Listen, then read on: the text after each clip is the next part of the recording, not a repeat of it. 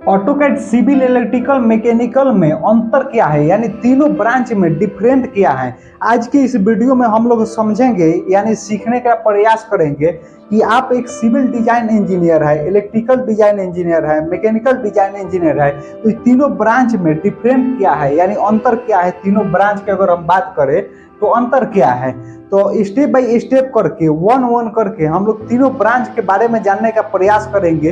तो आप लोग वीडियो को शुरू से लेकर अंत तक जरूर देखिएगा। वीडियो को ज्यादा से ज्यादा लोगों के पास शेयर कर दीजिए। अभी तक हमारे चैनल को सब्सक्राइब नहीं किया है तो सबसे पहले चैनल को सब्सक्राइब कर दीजिए। तो चलिए देर ना करें, सीधे पॉइंट पे बात करते हैं कि आप एक सिविल डिजाइन इंजीनियर बनना चाहते हैं तो सिविल डिजाइन इंजीनियर कैसे बन सकते हैं। उसके लिए आपको ऑटोकैड सॉफ्टवेयर को सीखना पड़ेगा। इसके अलावा 3D Max Revit सॉफ्टवेयर को सीखना पड़ेगा, यानी ऑटोकैड, 3D Max Revit, यानी 3 सॉफ्टवेयर आप सीख लेते हैं तो आप एक सिविल डिजाइन इंजीनियर बन जाएंगे। सिविल डिजाइन इंजीनियर के वर्क के बारे में हम बात करें तो इसमें घर का नक्शा, बिल्डिंग का नक्शा, रोड का नक्शा, ब्रिज का नक्शा, इस टाइप के नक्शा जितना भी बनता है वो सारा सिविल डिजाइन इंजीनियर के अंदर काम होता है। और इसके अलावा हम बात करें इलेक्ट्रिकल डिजाइन इंजीनियर का, तो इलेक्ट्रिकल डिजाइन इंजीनियर बनने के लिए सबसे पहले आप लोगों को ऑटोकैड सॉफ्टवेयर को सीखना पड़ेगा। मात्र एक ऑटोकैड सॉफ्टवेयर को सीखकर भी इंजीनियर बन सकते हैं, यानी इलेक्ट्रिकल डिजाइन इंजीनियर बनने के लिए आप लोगों को ऑटोकैड सॉफ्टवेयर को सीखना पड़ेगा। ऑटोकैड सॉफ्टवेयर को सीख लेंगे तो आप इलेक्ट्रिकल डिजाइन इंजीनियर बन जाएंगे। इलेक्ट्रिकल डिजाइन इंजीनियर के वर्क के बारे में बात करें तो इसमें सिंगल लाइन डायग्राम ड्राइंग बनता है, इलेक्ट्रिकल से रिलेटेड ड्राइंग होता है, वो सारा इलेक्ट्रिकल डिजाइन इंजीनियर के अंदर आता है, यानी वो सारा ऑटोकैड सॉफ्टवेयर में बनता है। यहाँ तक किसी को कोई डाउट? अब नेक्स्ट समझते हैं मैकेनिकल डिजाइन इंजीनियर के बारे में। मैकेनिकल डिजाइन इंजीनियर आप लोग कैसे बन सकते हैं, तो मैकेनिकल डिजाइन इंजीनियर बनने के लिए आप लोगों को सॉलिड वर्क और ऑटोकैड सॉफ्टवेयर सीखना पड़ेगा, यानी सबसे फर्स्ट में आप लोगों को ऑटोकैड सॉफ्टवेयर को सीखना पड़ेगा। इसके अलावा आप लोगों को मैकेनिकल डिजाइन इंजीनियर के लिए सॉलिड वर्क को सीखना पड़ेगा, यानी 2 सॉफ्टवेयर आप सीख लेंगे तो मैकेनिकल डिजाइन इंजीनियर में एंट्री कर जाएंगे। ऑटोकैड सॉफ्टवेयर और सॉलिड वर्क 2 सॉफ्टवेयर आप लोगों को मस्ट इंपोर्टेंट है, सीखना ही पड़ेगा।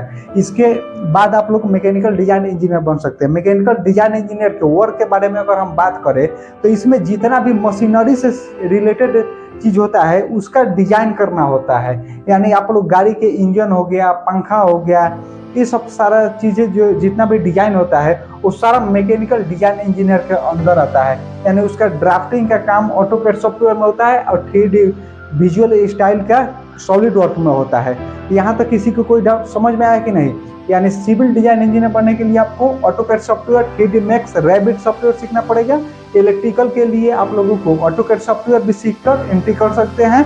अगर मैकेनिकल की बात करें तो मैकेनिकल में ऑटोकैड और सॉलिड वर्क, यानी 2 सॉफ्टवेयर आप लोगों को सीखना पड़ेगा। तो आप लोग देख सकते हैं कि इस तीनों ब्रांच में एंट्री करने के लिए आप लोगों को ऑटोकैड नेसेसरी सीखना ही पड़ेगा।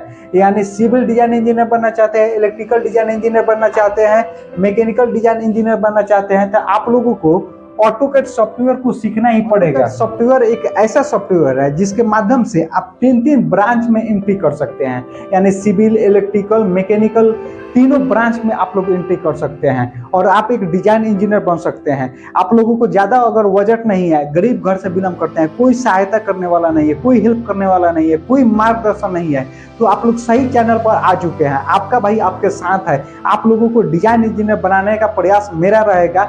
अगर आप लोगों के पास पैसा भी नहीं है तो फ्री ऑफ कॉस्ट हमारे चैनल को फॉलो करके सीरियल वाइज एक वीडियो को आप लोग देखकर डिजाइन इंजीनियर बन सकते हैं। वहां से आप लोग ऑटोकैड सॉफ्टवेयर को सीख सकते हैं, फ्री ऑफ कॉस्ट है, वहाँ पर किसी भी प्रकार के चार्ज नहीं है। और वहाँ पर हम A to Z सिखाने वाले हैं ऑटोकैड सॉफ्टवेयर के बारे में।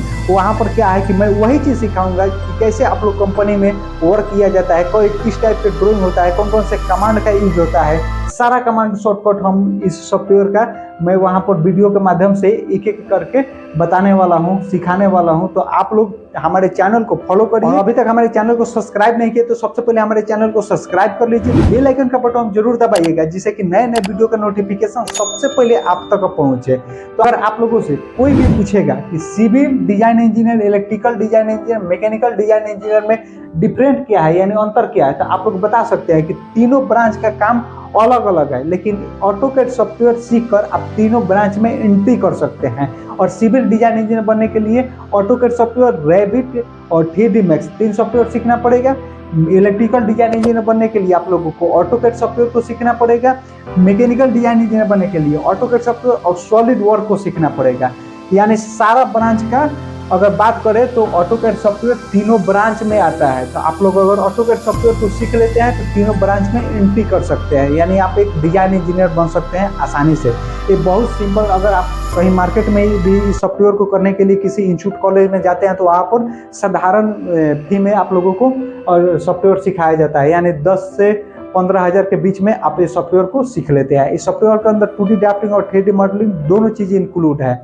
समझ में आया कि नहीं? यहाँ तक किसी को कोई डाउट? उम्मीद करता हूँ कि आप लोगों को वीडियो समझ में आ गया होगा। किसी को कहीं भी डाउट है तो आप लोग कमेंट बॉक्स में कमेंट करके जरूर पूछे। मिलते हैं नेक्स्ट वीडियो में। जय हिंद।